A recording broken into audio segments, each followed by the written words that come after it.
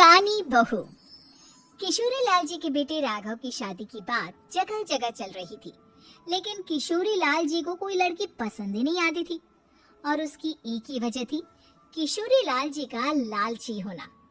उनको लड़की वालों से मोटा दहेज चाहिए था और इसी चक्कर में एक दिन वो एक बहुत पैसे वाले के घर अपने बेटे का रिश्ता लेकर पहुंचे।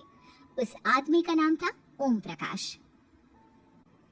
देखिए किशोरी लाल जी, मेरी एक ही बेटी है और मेरी सारी संपत्ति जायदाद सब कुछ मेरी बेटी नैना का ही है। पापा, नाम से लगता है बहुत खूबसूरत होगी। कितना अच्छा नाम है ना, नैना। वैसे बात तो सही है आपकी। अब इतना पैसा है, जमीन जायदाद है, इकलौती बेटी, आप भी क्या करेंगे? सब कुछ उसे ही देंगे ना। बिल्कुल ठीक पहचाना आपने। बस बेटी की शादी और सारी जायदाद उसके नाम।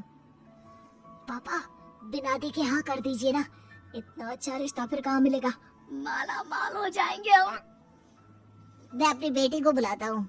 अरे नहीं नहीं नहीं नहीं, आपकी बेटी का नाम नैना है, सुनकर ही लगता है बहुत सुंदर होगी। रहने दीजिए अंकल, मैं तो आपकी बेटी के नाम से इतना खुश हो गया हूँ कि उसे बिना देखे शादी करने को तैयार हूँ। अब तो मैं उसका चेहरा सीधे शादी के बाद ही देखूंगा।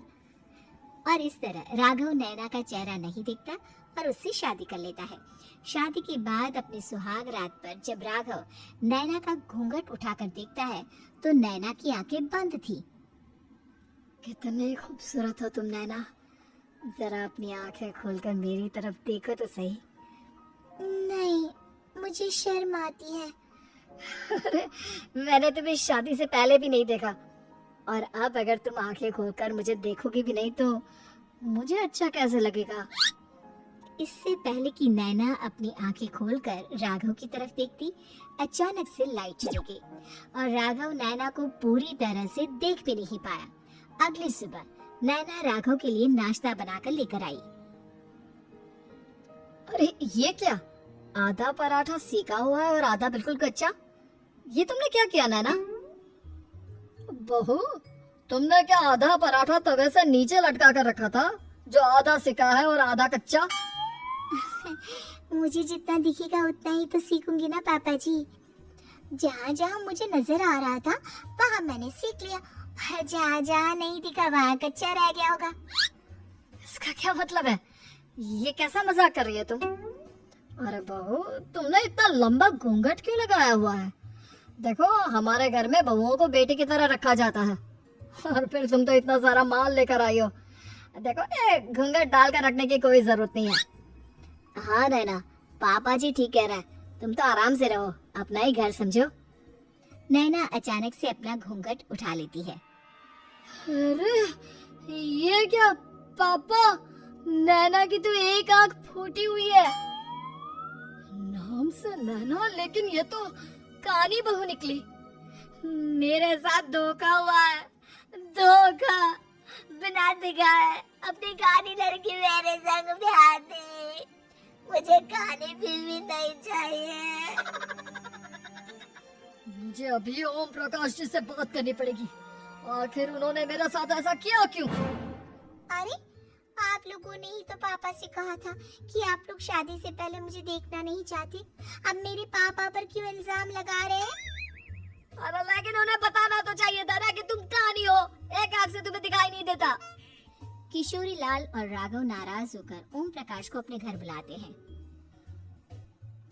पापा जी, ये आपने क्या किया? शादी से पहले बताया क्यों नहीं कि नैना की आंखों में परेशानी है? अरे आप ही ने तो लड़की देखने से मना कर दिया था। और लेकिन आप बता तो सकते थे। आपको तो हमारी बेटी की प्रॉपर्टी चाहिए थी, वो भी पूरी की पूरी। अब क्या हुआ अगर उसे आधा दिखाई देता है? प्रॉपर्टी तो आपको पूरी मिल गई ना। और ये क्या बात हुई? मेरी शादी प्रॉपर्टी से नहीं, आपकी बेटी से हुई है। अब ये तो पहले सोचना चाहिए था, तब तो मेरी प्रॉपर्टी देखकर तुम्हारी जुबान लपलपा रही थी। लेकिन मैं कानी लड़की को अपनी बीवी बनाकर नहीं रख सकता। पापा, कुछ करिए ना आप। हाँ, करता हूँ। देखिए ओम प्रकाश जी, आप हमारे साथ ऐसा नहीं कर सकते। और तुम देखो, अगर तुमने मेरी बेटी से शादी तोड़ी ना, तो जो भी प्रॉपर्टी मैंने तुम्हें दी है वो तो पूरी की पूरी वापस ले ही लूंगा, और आधी प्रॉपर्टी तुम्हारी भी लूंगा। अरे मेरी आधी प्रॉपर्टी भला क्यों लेंगे आप?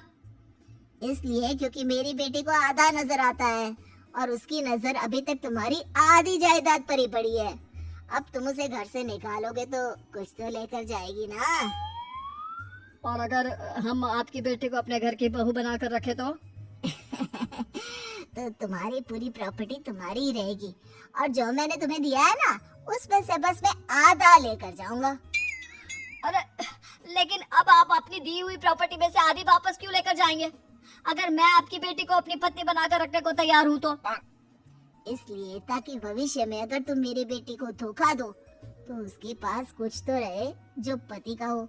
वैसे मेरे पास तो बहुत कुछ है, लेकिन अपने पति की कोई निशानी तो उसके पास होनी चाहिए ना।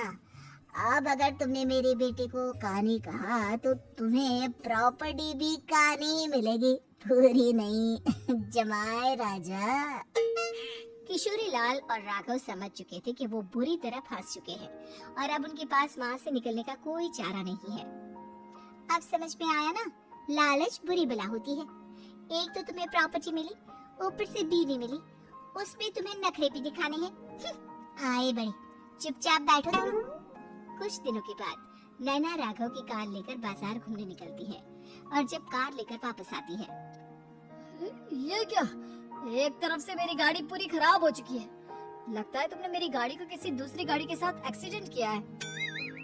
अरे कितना बड़ा नुकसान कर दिया तुमने बहू। वो क्या है ना पापा जी, मुझे एक आंख से दिखाई नहीं दे रहा था, सामने से गाड़ी आ रही थी। मुझे तो सिर्फ आधा ही दिखाई दिया और वो गाड़ी मेरी कार से रगड़ती हुई निकल गई। अब मैं क्या करूं बताओ?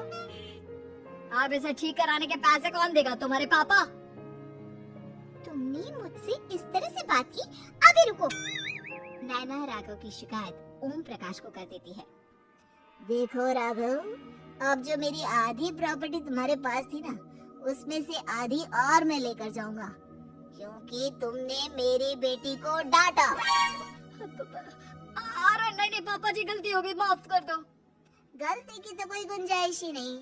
अगली बार मेरी बेटी को डांटा तो बची हुई आधी में से आधी और ले जाऊंगा। लालच के चक्कर में हम दोनों ने बहुत बड़ी गलती कर दी बेटा। एक तो तुम्हें कानी बहू मिली और ऊपर से जो माल मिला वो भी काना। इस तरह राघव की हर एक गलती पर ओम प्रकाश उसकी प्रॉपर्टी का आधा आधा हिस्सा लेकर अपना सारा माल वापस ले गया और राघव को कानी बीवी से काम चलाना पड़ा। भाई लालच वाकई में बुरी बला है।